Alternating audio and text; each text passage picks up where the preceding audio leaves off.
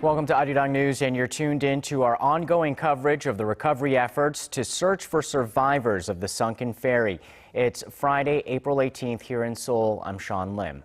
Well, a major rescue operation for the capsized ferry off Korea's southwestern coast continues on this Friday evening. Divers have finally reached inside the hull of the sunken ship, but there have been conflicting accounts all day about how successful they've been.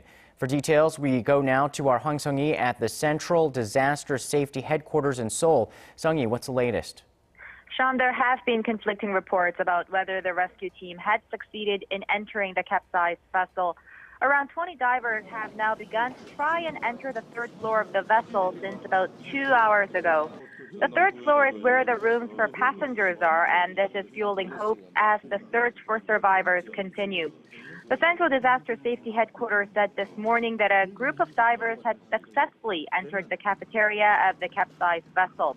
It said the rescue team installed 3 guidelines that could reach the cafeteria and that the divers would begin full-scale rescue operations in the afternoon. But with the Coast Guard hesitating to use the word success on describing their entry, the government apologized later in the afternoon for the confusion it caused through its inaccurate choice of words. Now, meanwhile, 2 divers from the South Korean Navy entered a compartment on the second floor of the vessel at about 3:30 p.m. Korea time, but withdrew just 14 minutes later after a guideline connected with the vessel's exterior broke. Sean? Well, more than 2 days have passed since the Sewol-ho ferry capsized, and additional bodies are being recovered at the site, but no new news of any survivors.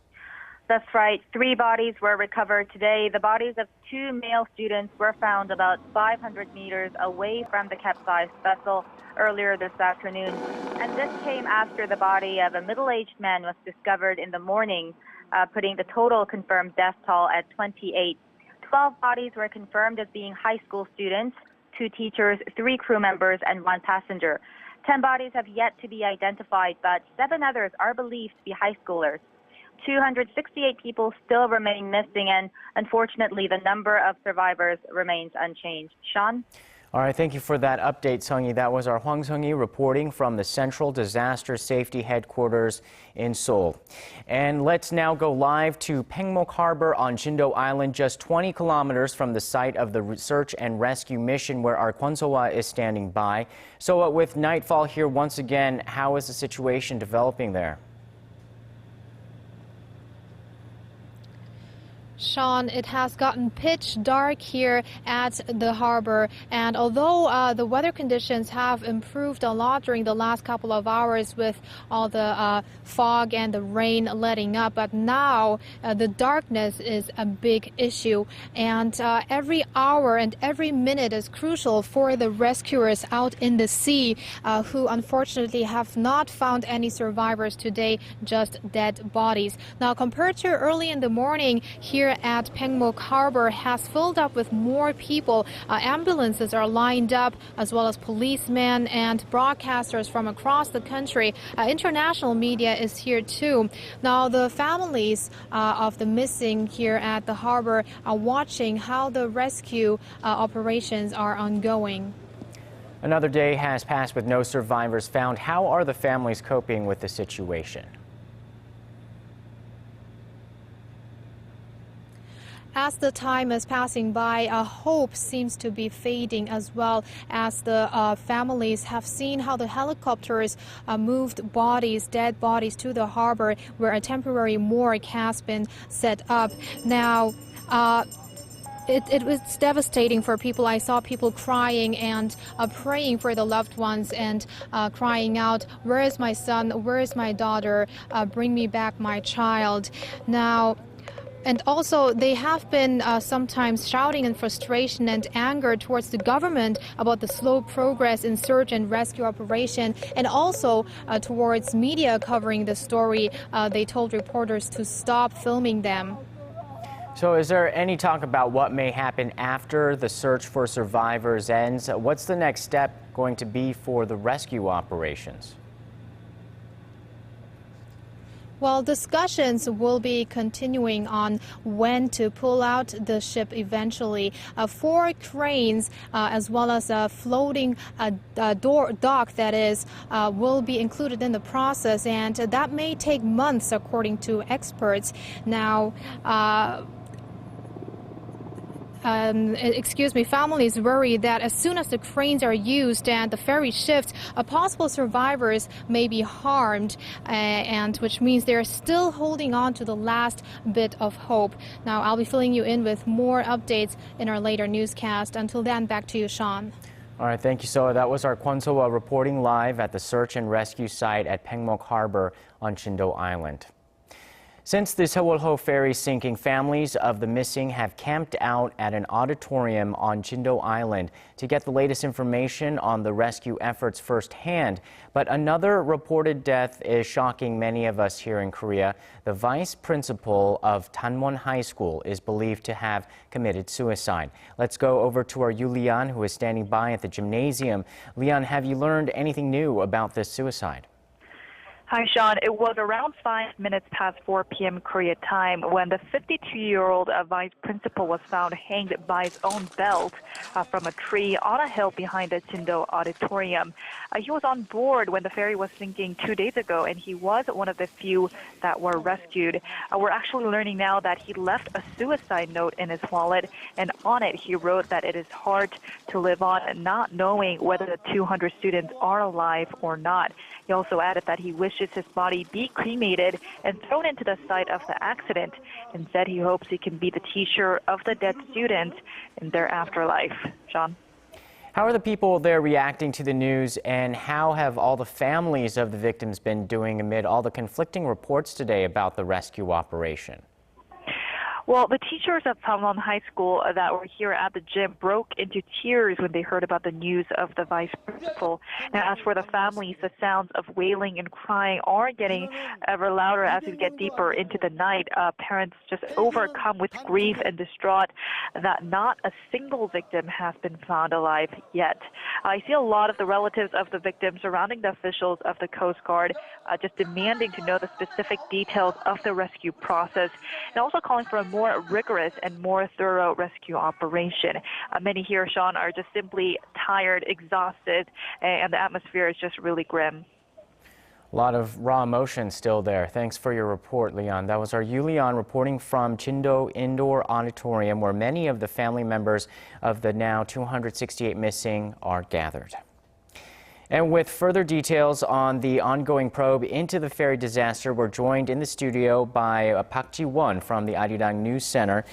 Thank you for joining us here again. So, Ji-won, the joint team of prosecutors and police filed arrest warrants for not only the captain, but 3 crew members of the sunken ferry. It's captain and 2 other crew members, Sean.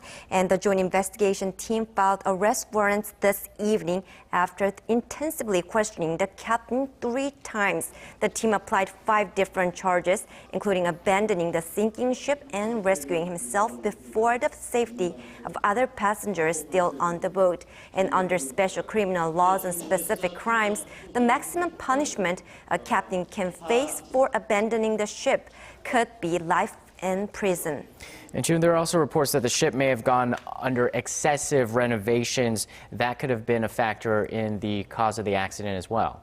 Yes, the ship was last renovated in 2012, and the ship's weight increased by nearly 1,000 tons. As you can see from this image, the number of passengers the ship can carry also increased by more than 100. And experts say this might have played a factor in the ship listing so easily when taking a sharp turn. And this investigation team also raided a shipyard in Mokpo that renovated this ferry.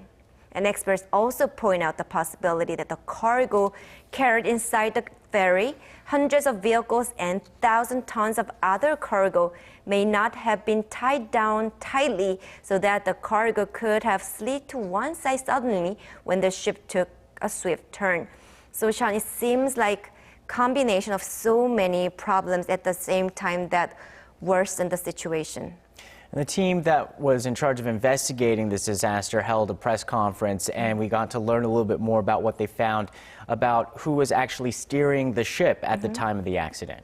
Right. The joint investigation team held press conference this morning, and the research shows that the 26-year-old third mate, not the captain, actually steering the 6,800-ton ferry when the vessel encountered trouble. And she started working for this company in December, just 4 or 5 months ago. And Korean regulations mandate a vessel more than 3,000 tons should be navigated by a first or second officer, not a third mate. And considering that the Sewol-ho ferry weighs more than twice that, it's clear violation of regulations. And fingers are being pointed toward the captain, who is believed to have been away from the steering room at the time of the incident. However, regarding the exact location of the captain at the time of the crisis, testimonies have been so far different. And meantime, every surviving member of the ferry's crew and top management personnel of the ferry's operator have been banned from leaving the country.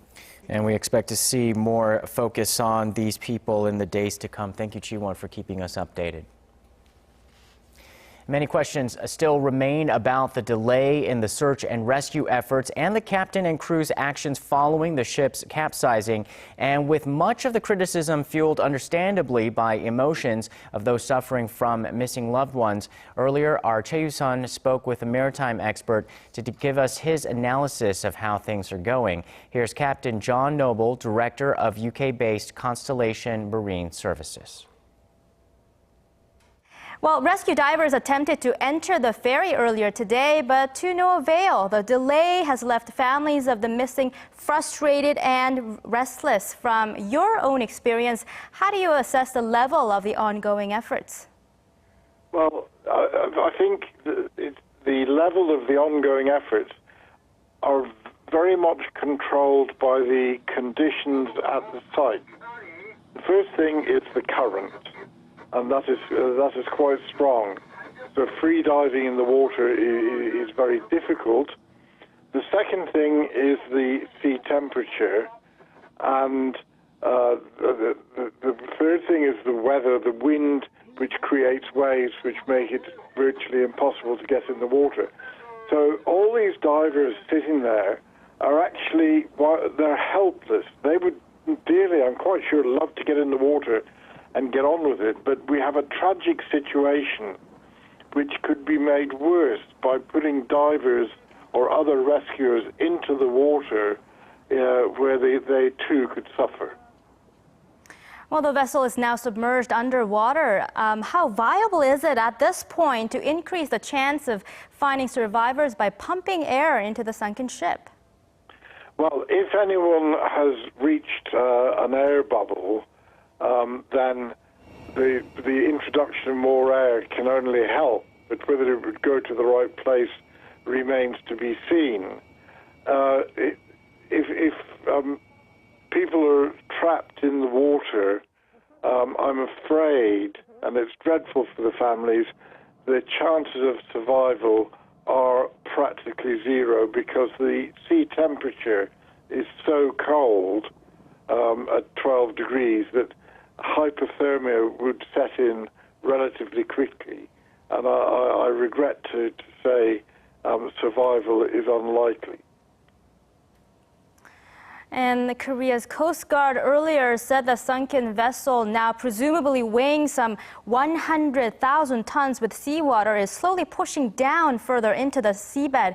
Other than attaching airbags to it, what other ways are there to bring the ferry back to the surface?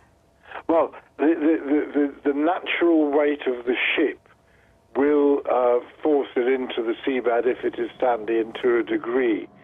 But airbags would be, they're not of sufficient strength. What they can do, they can bring cranes in. There are cranes available not that far away that could probably lift the underwater weight of the hull is not that much. The 100,000 tons is the figure of the volume of water that they estimate might be there. I think that's a bit high, but the weight to be lifted by cranes is not insurmountable. Another technique that they might want to use is get some barges alongside where they fill them with water, put wires under the ferry, and then pump the ballast out of the barges to try and lift the ferry off the seabed. So it is possible. And before we let you go, Captain, authorities earlier confirmed that the ferry's young third mate and not the captain of the ship was steering the vessel when it encountered trouble, which is a violation of regulations. Should this be seen as just an act of negligence, or could there be a reasonable explanation for this? Well, both. The question of the third mate being on the bridge and in control of the ship, that would be quite normal in a normal passage. He would be a watchkeeper and he would know the route. However, if the visibility was poor, or if there was something wrong on the bridge that we haven't heard about yet, then he would be obliged to call the captain to the bridge, and that's where the regulations might kick in, and the captain would then assume control. But we don't yet know enough to determine if the ship was off course and who actually was in charge. This investigation has some way to go yet. Well, the salvage cranes that will lift the Sewol-ho ferry up from where it sits have arrived at the scene a bit earlier than expected, as our Kwon So-wa told us earlier in the newscast. But it could take up to 2 months to get the 6,800-ton ferry to shore, and authorities aren't yet sure when the lift will start. Our Song Ji-sun has the details. 4 years ago, when the Korean warship Cheonan was sunk, it took 1 month to lift it from the ocean floor, and it weighed just 1/5 of what the Sewol-ho does. The passenger ferry, at more than 6,800 tons, is one of the largest operating in the nation. 180 vehicles and cargo weighing 1,200 tons were on board when the ferry departed Tuesday evening local time. Add that to the water that has since inundated the ferry, the total weight that the cranes will have to lift easily exceeds 10,000 tons. 4 cranes with capacity of 10,000 tons combined have approached near the waters of the sunken site and are on standby. But the government says the lift will not be carried out without the consent of families of the missing, as shifting the vessel could jeopardize the safety of possible survivors who at this point would have to rely on air pockets to stay alive. The ferry must be turned upright first in order to be lifted, to minimize further damage and to stabilize the lifting process. Divers will fasten cable wires underwater to the vessel to lift it, but authorities say the lack of experience in lifting a vessel of this size, along with fast currents and poor visibility, could delay the process. Song Ji-sun, Arirang News. Though the main priority is a search and rescue mission, in the background, investigators have been looking at what caused the ferry to sink. The Korea Coast Guard has suggested that the most possible cause for the ship capsizing was that the ship veered off course and made an abrupt change of direction. But there are still conflicting reports about whether it actually did. Shin Se-min tells us more.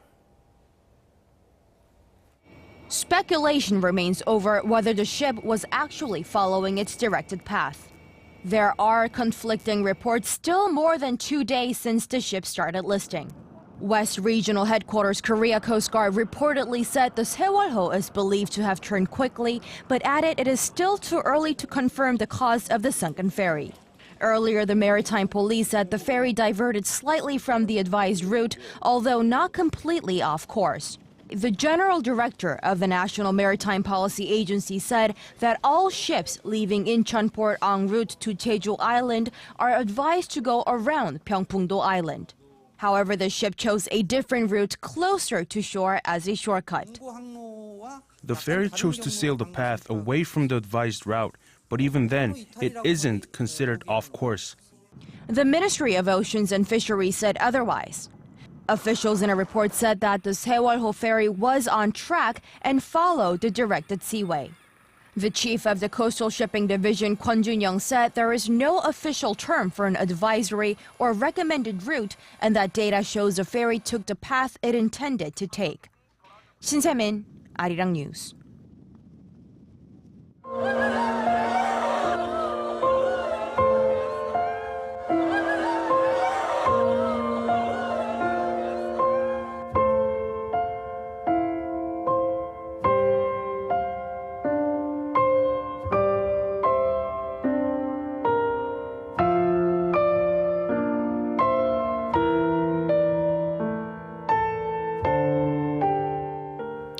The world is reaching out to Korea during this very difficult time. U.S. President Barack Obama offered his deep condolences to the victims of the ferry disaster and pledged Washington's full support for the ongoing search and rescue operations during a news conference at the White House on Thursday. Before I begin, I just want to express, on behalf of the American people, our deepest condolences to the Republic of Korea and the families of all those who've seen their loved ones lost when a ferry sank within the last couple of days. As one of our closest allies, our commitment to South Korea is unwavering in good times and in bad. Obama added that he will convey this message in person when he visits Korea for a previously planned trip next week. Earlier, the leaders of China, Japan, and Singapore echoed his sentiments, along with Pope Francis, who delivered a message saying he will pray for the victims, their families, and everyone involved in the rescue operation. It's almost inevitable that dramatic moments are caught on film in this day and age of smartphones. Newly released footage shows when the ship first encountered trouble, and we have another amateur video from inside the ferry that reveals the harrowing moments when water started gushing in. Connie Lee tells us more. You can see the ferry from afar in the midst of the fog. The ship is listed about 45 degrees. This amateur video, captured about 30 minutes after the ship tipped over, shows the arrival of the first helicopters to rescue passengers on the deck of the boat. Merchant ships and fishing boats also approach the scene. The ferry has now listed even more, and you can see heavy shipping containers shifting on the deck of the boat. Fishing boats speed up closer to the scene in frantic attempts to rescue anyone on board. But the ferry is quickly submerged, with jets of water shooting out as the ship is nearly completely engulfed now. This just in about 2 hours' time. In another video taken on cell phone by one of the passengers shows the harrowing moments the ship started sinking. A passenger yells out that water is rushing in, water is rushing in.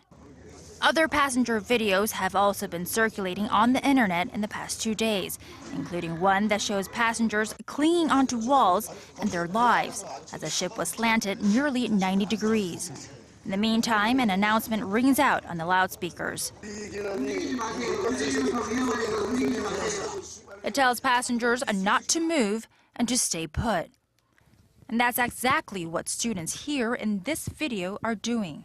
The footage taken by a surviving passenger shows students staying where they are, some laying down with their life vest on inside the ship that is clearly starting to capsize. Connie Lee, Arirang News.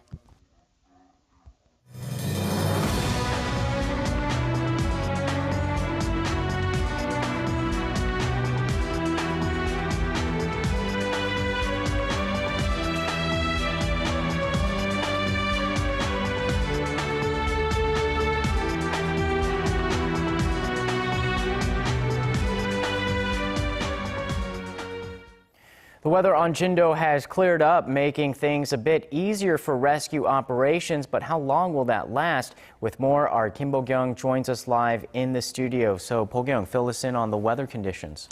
Well, Sean, we did get better weather conditions over on Jindo today compared to yesterday, but it's beginning to look a bit foggy over there. The foggy conditions have led visibility to decrease to about 6.8 kilometers, which is approximately 7 kilometers less than a couple of hours ago. Wind speed and the height of waves are down to 2 meters per second and 0.6 meters respectively.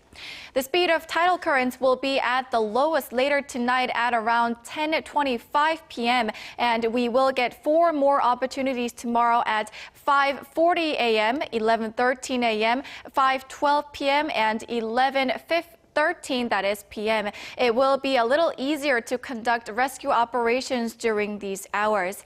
However, things are looking pretty bad for tomorrow overall, with strong winds blowing at a maximum rate of 8 to 12 meters per second. That's all for now, but I'll be back with more updates on the weather at Jindo after 10. Thanks, Bo-kyung, and that's all we have for you at this hour. Stay with us for the latest on the ongoing ferry rescue operation on our next newscast in just about half an hour. We'll see you soon.